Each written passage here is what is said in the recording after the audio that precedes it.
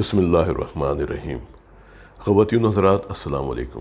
میرے ایک پیشنٹ ہیں، سیالکوٹ سے لاہور آتے ہیں۔ آج کل سعودی عرب گئے ہوئے ہیں، حج کی سعادت انہوں نے حاصل کی، عمرے بھی کیے اور بہت اچھے انداز میں انہوں نے تمام مناسک ادا کیے۔ انہوں نے مجھے ایک ویڈیو کلپ بھیجا ہے، میں آپ کے ساتھ شیئر کرتا ہوں، آپ اس کو ضرور دیکھیے گا۔ ان کو ایمرجنسی بائی پاس ایڈوائز کیا گیا تھا۔ ان کے دل کی تینوں نالیاں تنگ تھیں اور انہیں کہا گیا کہ اگر آپ نے بائی پاس آپریشن نہیں کروایا تو زندگی کو خطرہ ہے، لیکن انہوں نے اپنے آپ کو تبدیل کیا۔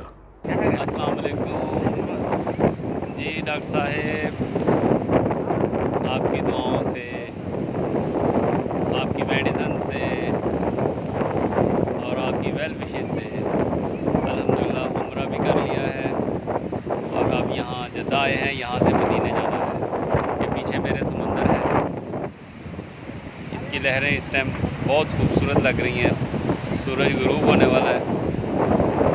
تو مجھے آپ کی یاد آئی، میں نے کہا ڈاکٹر صاحب کو میں لازمی ایک ویڈیو بھیجوں۔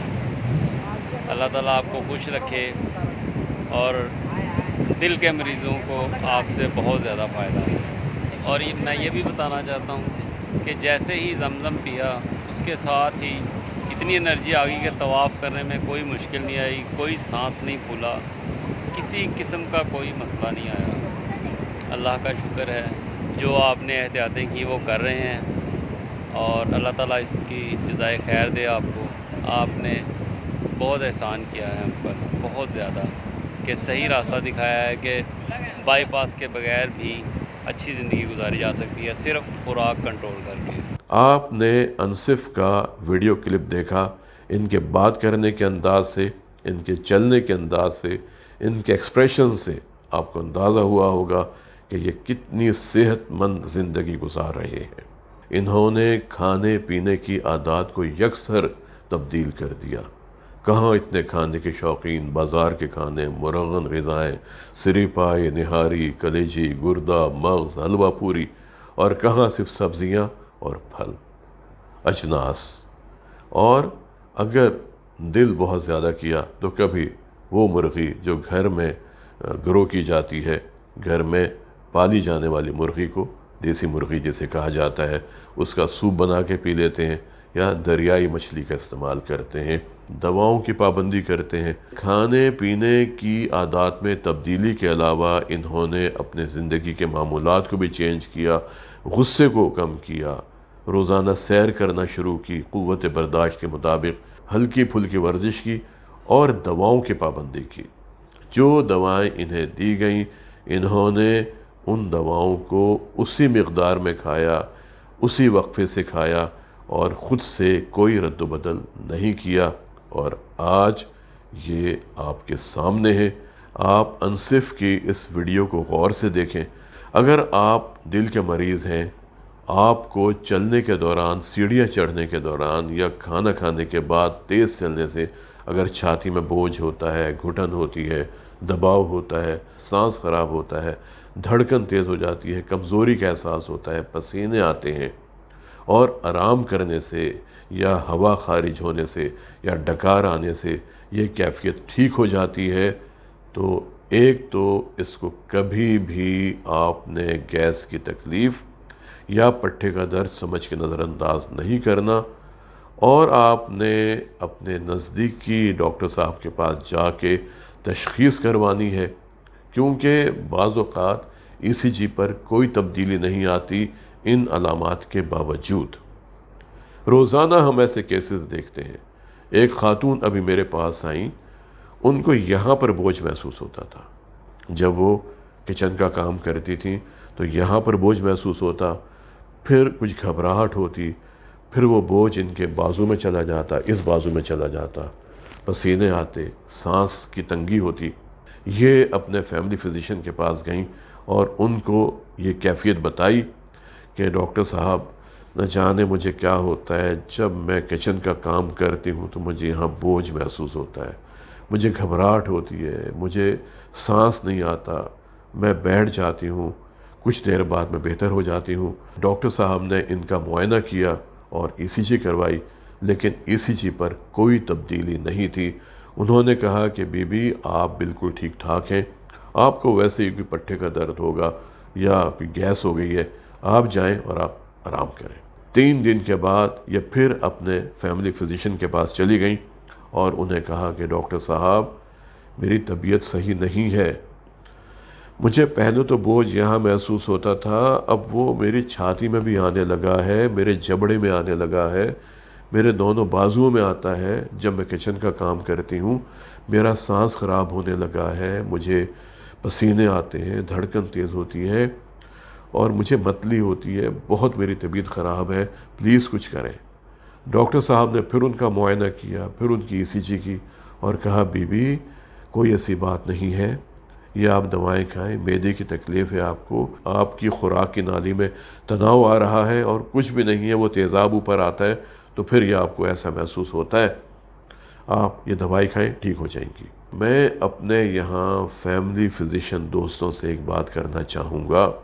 एक बात याद रखें, एंजाइना में ECG पर कोई तब्दीली नहीं आती, इवन एको पर कोई तब्दीली नहीं आती जब तक हार्ट अटैक ना हो जाए और दिल का पट्टा डैमेज ना हो जाए, उस वक्त तक ECG नॉर्मल रहती है, एको भी ऑलमोस्ट नॉर्मल होती है। जब इनको फ़र्क नहीं पड़ा तो फिर इनके बेटे इनको एक माहिर अमराज़ मैदा के पास ले गए। उन्होंने इनकी हिस्ट्री सुनने के बाद कहा कि सबसे पहले आप दिल का ये टेस्ट करवाएं। जब वो टेस्ट करवाया वो पॉजिटिव था और उन्होंने कहा कि अभी आप दिल के अस्पताल जाएं और अपना इलाज करवाएं, क्योंकि इनको हार्ट अटैक हो गया था और इनको दिल के निचले हिस्से का हार्ट अटैक हुआ था, जिसे हम कहते हैं इन्फीरियर वॉल MI। एक बात जहन में रखें, दिल की बीमारी की अलामात बड़ी वाज़ेह होती हैं, बहुत वाज़ेह होती हैं, बस एक दफ़ा आपने इनको गौर से सुनना है और फिर मरीज़ को आपने बताना है। इन खातून को हार्ट अटैक से 100% बचाया जा सकता था अगर उन अलामात पे गौर कर लिया जाता जो दिल के अटैक की निशानदही कर रही थीं, लेकिन उन्हें ECG नॉर्मल होने की वजह से और उन्हें गैस की तकलीफ़, मैदे की तेज़ाबियत और ख़ुराक की नाली का तनाव समझ के नज़रअंदाज कर दिया गया।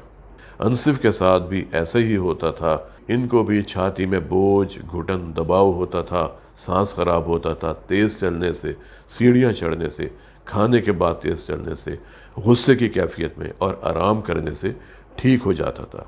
शुरू में इनको भी नज़रअंदाज किया जाता रहा, लेकिन जब एक दिन तबीयत ज़्यादा ख़राब हुई और इनको हस्पताल लेके जाया गया तो मालूम हुआ कि इनको भी दिल की तकलीफ़ है।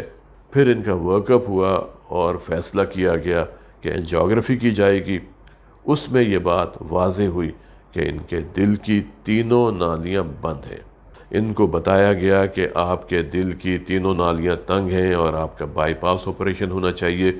फिर ये किसी हवाले से हमारे पास आए और हमने इनके साथ एक एक वजह को डिस्कस किया जो दिल की नाली तंग कर सकती है। इनको शुगर की बीमारी थी, हमने कहा कि आप अपना शुगर कंट्रोल टाइट करें, इनका ब्लड प्रेशर हाई हो जाता था। हमने ये कहा कि आप अपने BP को कंट्रोल करें, दवाओं की पाबंदी करें, अपने खाने पीने में एहतियात करें, गुस्से को कंट्रोल करें। और जैसा मैंने आपको शुरू में बताया कि इन्होंने अपनी ज़िंदगी में यू टर्न लिया और आज एक बहुत अच्छी ज़िंदगी गुजार रहे हैं। आप भी अगर दिल के मरीज़ हैं, आप भी अनसिफ की तरह अपनी ज़िंदगी बेहतरीन अंदाज में गुजार सकते हैं, उन तमाम वजूहात को कंट्रोल करके या ख़त्म करके जो दिल की नालियों की तंगी की वजह बनी थी। दिल की बीमारी का सिर्फ खौफ होता है। अल्लाह से दुआ करनी चाहिए कि अल्लाह ताला कोई बीमारी ना दे, और अगर बीमारी दे तो सिर्फ दिल की बीमारी कि जिसका इलाज सिर्फ अपने आप को तब्दील करने से ही हो जाता है। आज के लिए इतना ही, मिलते हैं इंशाअल्लाह किसी अगले प्रोग्राम में एक नए मौजू के साथ। अपना اور اپنے خاندان کے افراد کے دل کی صحت کا بہت خیال رکھیں اور کوشش کریں کہ زندہ رہیں ایک مضبوط، صحت مند اور توانا دل کے ساتھ۔ السلام علیکم۔